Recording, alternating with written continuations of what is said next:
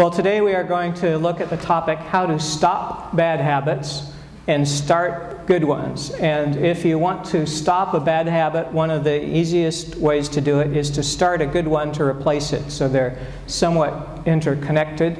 For the people on the internet, they are the notes on the PDF there, but for you here, grab the notes and a pen and we'll fill in some of the blanks on your note sheet as we go through this today.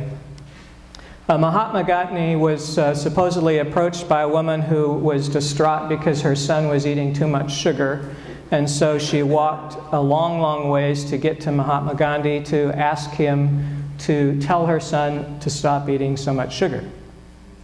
They arrived and he said, "Come back in 2 weeks." So they walked all the way home. 2 weeks later, walked all the way there, and he said, "Stop eating so much sugar." She said, "Why couldn't you have said that 2 weeks ago?" And his response was, "Well, 2 weeks ago I was eating too much sugar." So I'm not as holy as Mahatma Gandhi, so I'm going to tell you today things that I don't yet have in practice. I have got some of them in practice on some things, but I have a whole host of bad habits that I would like to get rid of and haven't yet, and a whole host, far longer list perhaps, of good habits that I would like to get in place that I'm just not taking enough action on. So if we start applying this over the next week and months, we'll all be in this together. But I think it's helpful advice for us to look at today, how to make changes in our life. Because many Christians know the truth, they're just not doing it. They may be following Jesus in many aspects of their lives, but then they're neglecting some things that they know that it would be far better for them and for the world if they were doing, but they're not. So today we'll look at how to change, and on your sheet you've got 2 opening questions for you to reflect on. What do you want to change? What are some things in your life that you either want to stop doing or to start doing? And who will you get to help you? Because you've been trying probably on your own and it hasn't been enough for some of us. So who will you get to help you? We'll look today at research advanced by 2 people. One is from the book Awaken, the Giant Within by Anthony Robbins. Tony Robbins says that one of the first things that's helpful to do is to identify what you want and be very clear and very specific. So some people say, I want to get thin, but they don't have an idea of what that looks like, what the poundage is. Or they say, I want more money. And if you hand them a dime, they have more money. So they don't really want more money. They want what specifically? And most people really don't want just dollar bills hanging around. They want something that those bills will procure for them. So what is it that you really want? Be very clear and specific about that. And then what many of us have done is the opposite of what we need to do. What we need to do is to link pain to not changing, and to link pleasure, especially intense pleasure, to immediate change. So many people with not changing, they think that there is a short-term reward, and they don't want to give up that short-term reward. But what they aren't factoring in is the long-term cost. So as you're thinking about changing or not changing, you need to look at the full price tag of what you're doing or not doing. So you see a Hostess Twinkie that is just making your mouth water, and you think how awesome that would be, and your friends are jealous because they can't find any anywhere.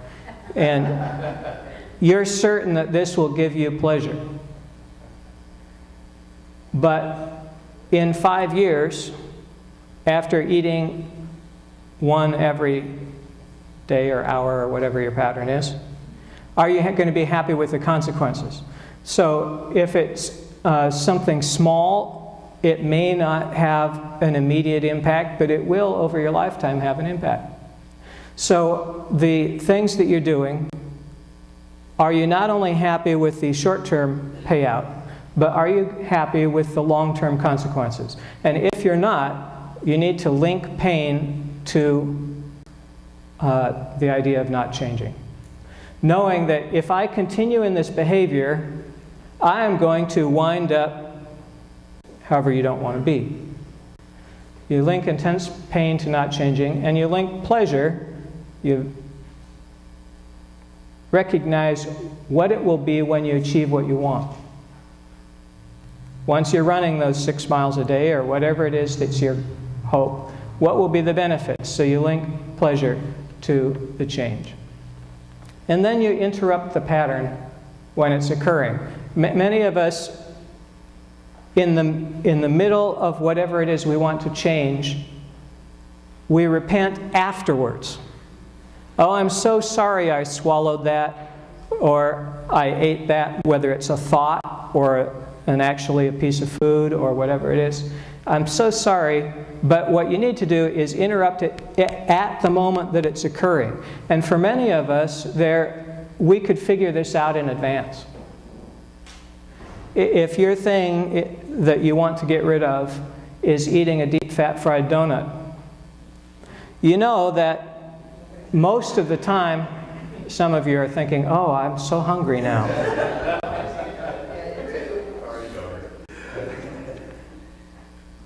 So it may be a different example for you. You may be all in favor of whatever you're... But let's just say that somebody has actually chosen that what they want to get rid of is the deep fat fried sugar frosted donut. Because they know that giving that up will be far more healthy in the long run. Just like many people who like to smoke know that if they give up smoking, their health will improve starting right then, and will continue to improve for the rest of their life. One of the amazing things about smoking is that all the advances in health and medicine that we've made in everything do not equal the health benefit of quitting smoking. So there are plenty of things that are one-time things. Oh, it's just a cigarette. It's just a donut. It's just a bad behavior of whatever kind. That the short-term payoff seems so helpful, but the long-term consequence, emphysema, clogged arteries, missing out on seeing your grandkids, whatever it is, the long-term consequence, you'd never say, oh yeah, please, you know, I really don't want to see my great-grandkids. You would never, if you saw the full price tag, swallow that. Now, I'm using examples of food primarily here, but this applies to all kinds of behavior, including things that you know that Jesus has called you to do and you're not doing. If you've got a bad habit, interrupt it when it's occurring, and you can figure that out in advance. For the donut example, you know that for you, you're not tempted by donuts all the time. It will be a particular time. Maybe it's driving by Winchell's, in which case, if that's your time, you pick a different route to drive. Or if it's always at 10 a.m. with your coworkers, what is it that you want with your coworkers? Is it camaraderie? Is it something to eat? Or is it actually something deep fat fried covered with sugar? What is it that you're looking for? And so you can strategize in advance about some of the trigger points and some of the places where you'll be in trouble. And the opposite of this is also true. If you never go out, and Jesus says we should let other people know the good news. And if you never do that on your own, you probably know somebody who does. And you can say, you know, today I want to walk with you while you go talk to somebody about Jesus. Start hanging out with the people who are doing what you want to do. So interrupt the bad habit when it's occurring, and start doing the good habits. Replace old bad habits with new good habits. One of the reasons that we get so locked into habits is because there is an immediate short-term payoff for most of the bad things that we do. And so if you just give that up, you will create a vacuum. And eventually that vacuum will be filled. And if you don't fill it with a good habit that has a payoff that's equal for you, you will at some point easily start picking up the bad thing that you gave up. So you replace the old bad habit with something new and good that has for you the same kind of payoff. So if you're giving up your donut and what you really want is the camaraderie with the workers, you can achieve that without a donut. If you want something to eat, you can achieve that with an apple or something different. Find what you need, what you want.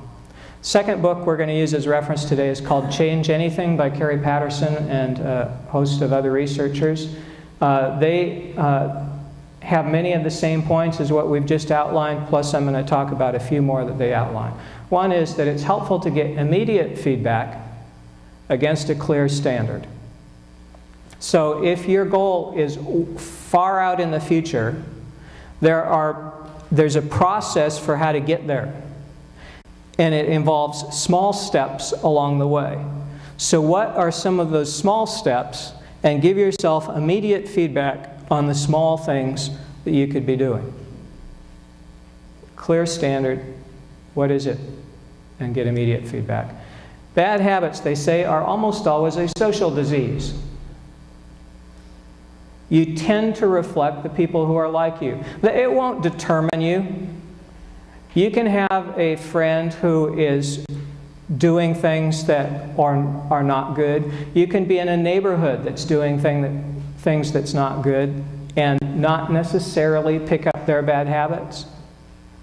But it's harder to avoid bad habits if you're in a neighborhood filled with bad habits. And for what most of us need, we need good friends. And sometimes that means new friends. In some cases, the new friends can be the same friends we've got. We just tell them, look, I really appreciate you. I really like hanging out with you. I'm happy you like donuts. I do not want to impact the way that you eat. But I need to change. And I need your help. So you can have a donut if you want. Or watch CSI or whatever it is. You can have your behavior if you want. But for me, watching that TV show influences my mind in ways that I just don't. It's entertaining, there's no doubt about it. They're great actors and actresses, good writers. But every week, week after week, it programs my mind to link violence and sex together. And I finally decided I don't want that linked in my mind, because that's not how God designed us. Now, don't object to the example. The example is just one of hundreds of thousands of millions of things. For everybody, it will be different in terms of things that are causing them to get into patterns of behavior that are not helpful and that are paving the way for them to be on a trajectory that is dangerous or bad. And it's better to get friends on board with what you need. So to tell them, the friends that you currently have, I need your help on this. And you can make the request more than once. But if they're determined to say, no, bro, you really got to watch that with us. You got to eat that with us. Here's a bad idea. You really need to do this bad idea with us. You need new friends.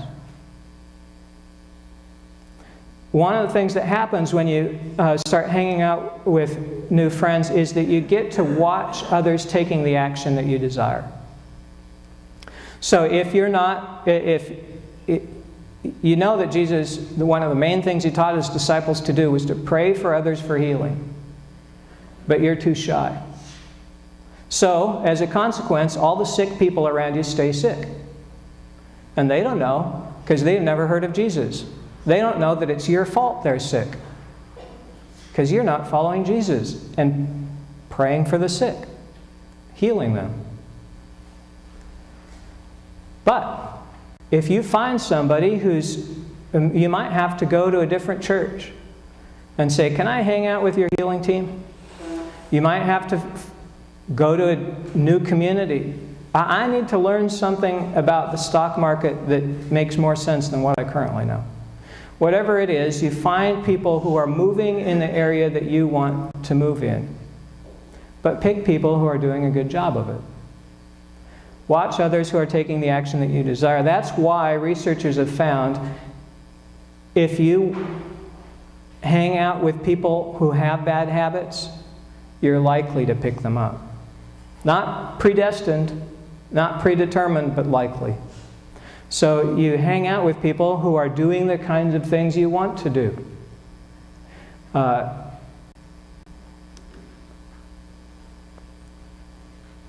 This book also says one of the things that's helpful to do is develop specific rules for crucial spots. So you know the spots where every day at that time, or every day at this place, or every day with this person, whatever it is that's triggering for you, I do a bad habit, then find ways to work around that.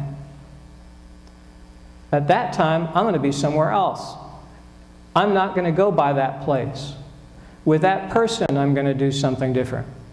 What are your rules that will help you do the things that you know you want to do, but haven't yet done? Last advice, I think, from this book is when you fail, use the information to create a better plan. Many people say, oh, when I fail, well, then that's it. You don't do that with anything else in your life that works. All of us fail all the time. So if you're having a diet, as an example, if you fail in your diet, it doesn't mean that your life is wrecked. It just means that you were on a diet for 3 days, and now you're going to start on your diet for another term, whatever it is. When you fail, figure out why, and use that information to create a better plan.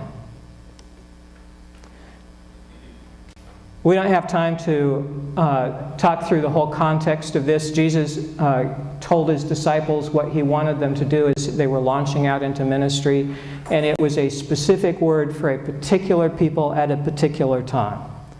But I believe that this is also a general word that applies to each of us. If you look at the New Testament, it's clearly what Jesus trained all of his followers to do. And in the context of finding good friends, because you can watch them do what you want to do. This is how Jesus trained his disciples. They came alongside Jesus. Jesus did stuff that they stood back amazed. How can anybody do that? And then Jesus said, now it's your turn. You've seen me do it. Now you go out 2 by 2 and you do it. And they went out fearful and came back amazed and rejoicing. Said, we could do those things. Even the demons submitted to us. So what you do is you get in the company of somebody who is either following Jesus or is doing the kinds of things you want to do. See how they do it, and then you practice. And when you get some practice, you won't always succeed. You certainly won't always feel confident. It's practice. And you get better. And sometimes you learn what the other disciples learned. Wow, we can do this stuff. So Jesus, as he was launching out the disciples, told them what to do, and I think it's what Jesus would have you do. If you study the New Testament, you find that this is not just one verse, this is the whole pattern of the Gospels, is what Jesus taught his disciples to do. They saw him do it, then they followed his model, they went out and did it, and then he left, and he left them on their own, and if you read Acts, you find out they continued to do it in his absence. So the instruction set for them was this: proclaim the good news, the kingdom of heaven has come near. When you go up to people, you're to announce God's kingdom is right near you. And there's lots of ways to interpret that, but one of them is God's kingdom is near you because I'm here. And I know Jesus, and I'm bringing the power of the Holy Spirit, and I'm going to love you. Now, there are other ways of, some people say God's kingdom has come near because the calendar is now 2000 whatever it is. That's okay. Whatever it is, Jesus says the good news we're to proclaim is that the kingdom of heaven has come near, and then cure the sick. So it's not just praying, cure the sick, raise the dead, cleanse the lepers. cast out demons. So the instruction set 5 things. Announce the good news, kingdom of heaven is near, cure the sick, raise the dead, cleanse the lepers, cast out demons. So you may not know a leper, but you certainly know plenty of people who are ostracized in your society. So in high school, this is easy to figure out. Who are the kids that everybody else is avoiding? Jesus says those are the ones you should go touch. Those are the ones you should get close to and hang out with. Now, it's maybe slightly harder in adult society, but probably not. If you hang out with people long enough, you'll quickly find that there are some individuals and some groups that your group of friends doesn't hang out with, doesn't appreciate. Maybe they're Republicans, maybe they're Democrats, maybe they're Libertarians, maybe it's not political. Maybe it's some behavior. Jesus says, the people that are not accepted by society, you should be cleansing. And that cleansing means the lepers in Jesus' day couldn't be touched. Jesus says, go touch them. Be close to them. So, cleanse the lepers, cast out demons. When you're in a bad section of town, announce to that section of town to get cleaned up. Cast the demons out of it. When you're near somebody who's having trouble, can't figure it out, tell the demons to leave that person. You do not have to do this out loud so that they get weirded out. And you definitely don't have to yell to get a demon's attention. You can do it silently. Although there are many effective people I know who actually think demons are deaf and they yell loud. So God bless them and their ministries. But that doesn't have to be you. You can still have an impact and clean up a neighborhood without just praying silently. What do you want to change?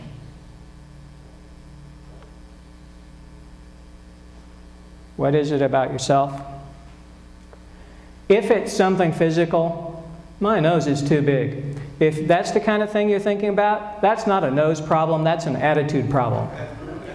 And it may be a friend and a media problem, that you're reading the wrong stuff and listening to the wrong stuff and having friends who are telling you the wrong stuff. This is definitely not a nose problem. You are perfectly and wonderfully made. What do you want to change? Who will you get to help you with it? We're going to take a moment for prayer.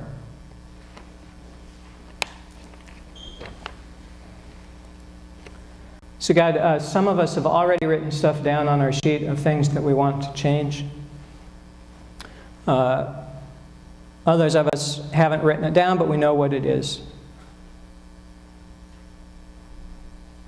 And for some people, it's a brand new idea. And for other people, it's something that they've thought about for decades. Thank you that you give us the same power that raised Jesus from the dead. So that ought to be enough to take care of an addiction or a pattern or a habit. It is. So thank you for helping us to change. Thank you for giving us great friends who will help us to walk in your ways and to follow you, Jesus. We thank you and we praise you. Amen.